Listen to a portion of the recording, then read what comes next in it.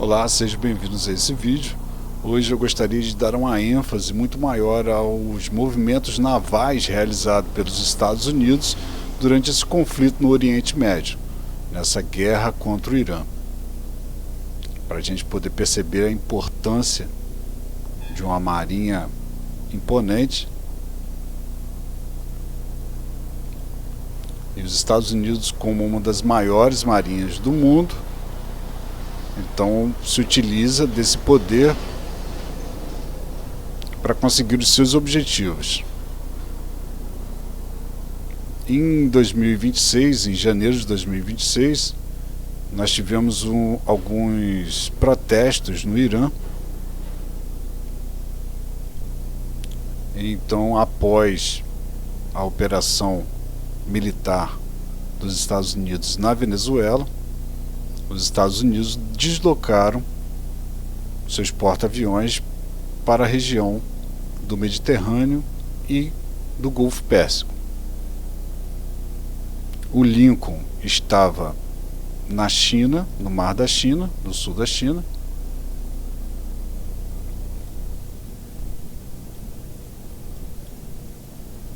Realizou então a travessia para o Mar do Sul da Índia, vindo para o Mar da Arábia, próximo ao Golfo de Omã.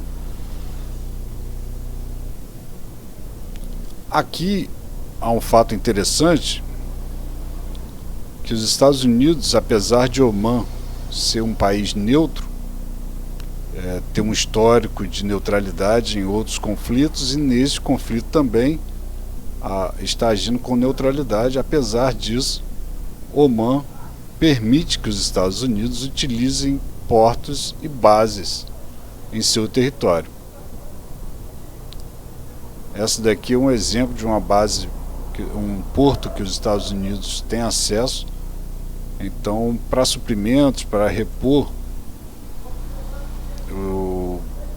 os navios de apoio aos porta-aviões, podem utilizar esse porto de forma para receber materiais, já que não tem soldados, né? Muitos soldados.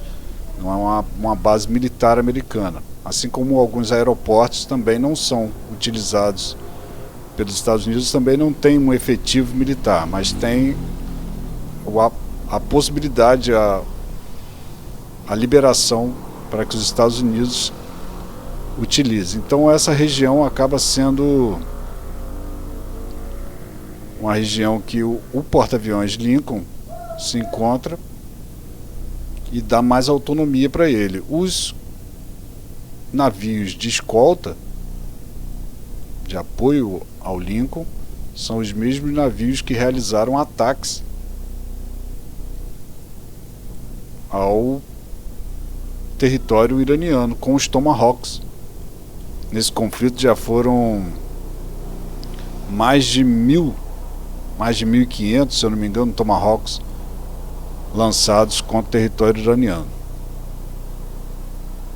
Quando o Irã ter acesso a esse equipamento, sabe-se lá qual tipo de arma vai vir depois disso, com uma cópia dos Tomahawks. Se algum desses 1.000 e poucos não explodiu, o Irã, tendo acesso a essa tecnologia, ele pode reverter, fazer engenharia reversa, que já falei sobre isso em outro vídeo. Mas então, voltando ao movimento naval americano, o Ford veio, o porta-aviões Ford saiu da Venezuela, entrou no mar Mediterrâneo,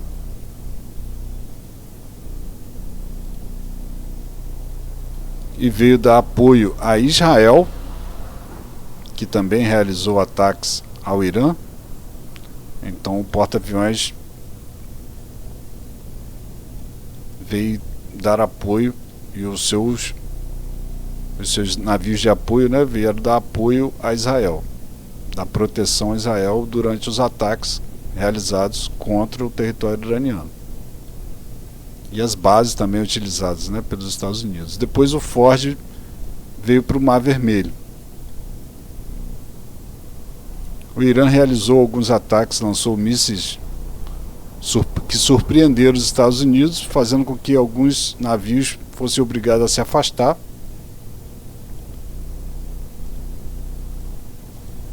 Então nós temos destroyers, até mesmo submarinos nós temos nessa região.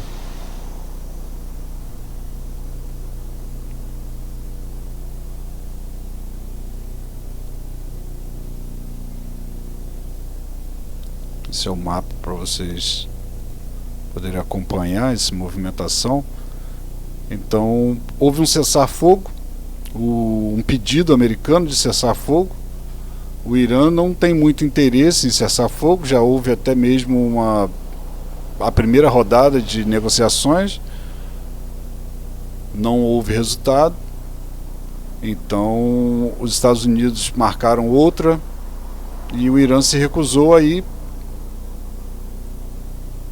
já que não está dando fruto essas negociações. O Irã não tem nenhum interesse, já que também não foi ele que iniciou esse conflito. Ele também não tem nenhum interesse em pedir o fim. Então, lembrando que houve uma trégua. Essa trégua vai até domingo, quando já chega mais um porta-aviões que não atravessou pelo Estreito de Hormuz para chegar não passou pelo Mar Vermelho. Esse porta-aviões já está cruzou pela África, pelo sul da África, mas aparentemente até domingo ele já chega na região para fazer parte. É quando acaba esse cessar-fogo, essa prorrogação do cessar-fogo, que além do cessar-fogo também houve uma prorrogação, mais uma prorrogação.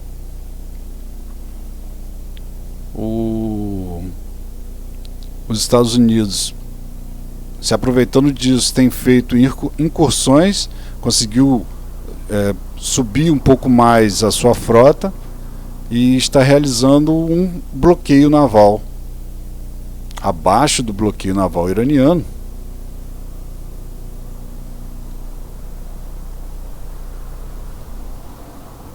O bloqueio iraniano seria nessa região, no Gargalo, e o bloqueio americano seria mais embaixo, próximo da fronteira. Então, aqui seria o início do bloqueio norte-americano contra navios do Irã. Então outras nacionalidades teriam a possibilidade de passar tranquilamente com revista.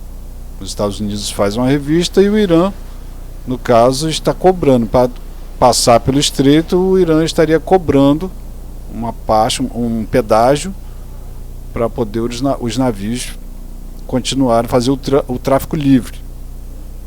O trânsito livre de navios, então, está sendo cobrado. O Irã está cobrando e os Estados Unidos mais abaixo está fazendo também. Já houve apreensão de navios iranianos, navios comerciais iranianos, foram detidos pelos Estados Unidos. Alguns conseguiram, um conseguiu furar o bloqueio, mas os Estados Unidos têm feito bloqueio e têm subido com essas LCS, que são navios em conflito mar raso. Eles conseguem atravessar por outros pontos, são eles que estão fazendo a desminagem.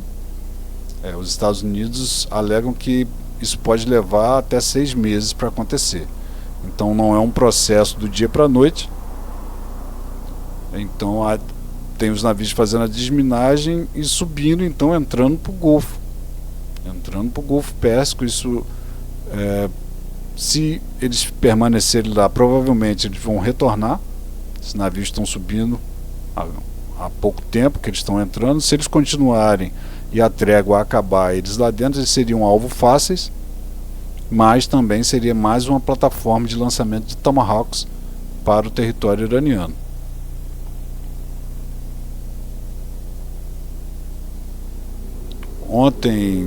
anteontem, o Irã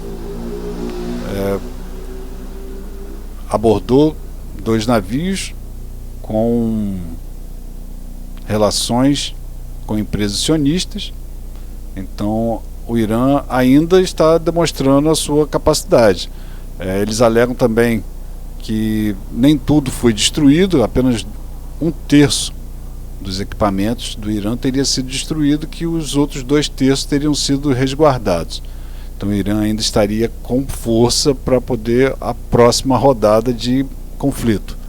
Então até domingo seria esse novo prazo para poder acabar o período de negociações. Vamos aguardar e ver o que acontece nessas cenas desses próximos capítulos que Donald Trump tem proporcionado para a gente. Vejo vocês no próximo vídeo. Fui!